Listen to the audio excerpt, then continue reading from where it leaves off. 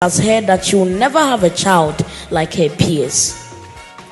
A woman who kept telling herself that there is no miracle without an obstacle, and that anything that the mind can perceive and anything that the eye can conceive, the hand will be able to achieve and receive if only the heart will be willing to believe.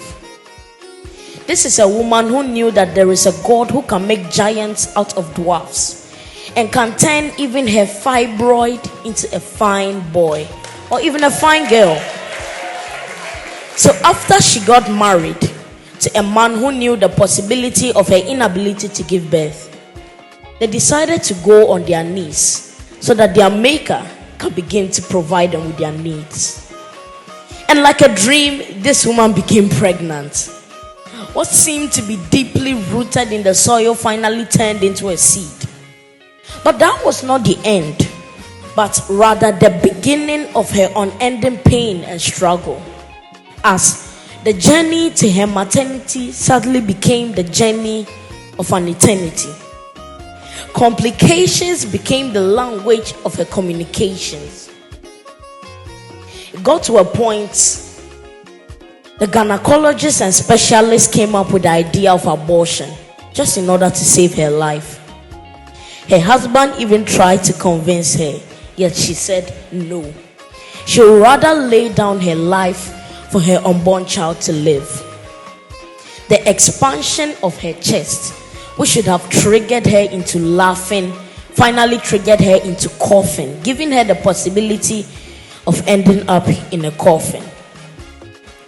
At the labor ward, where it was stated for this woman to go through the cesarean system, the doctor who was in charge was adamant to have it done.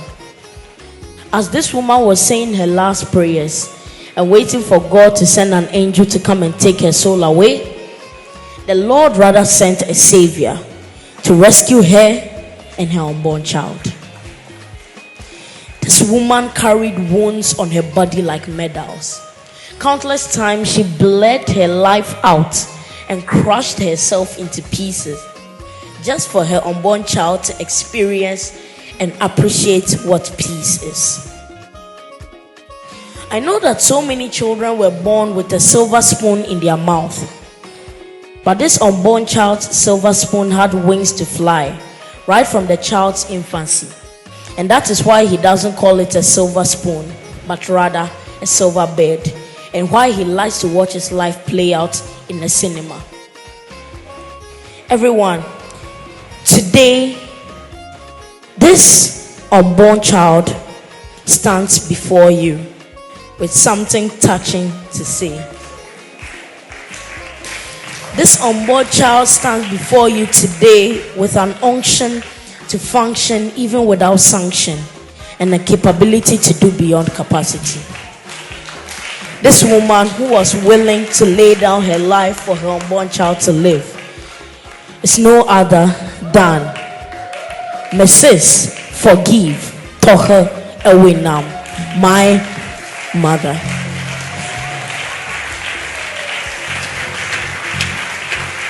So with this, why can't we celebrate our mothers? In fact, turn to a lady, a woman sitting beside you.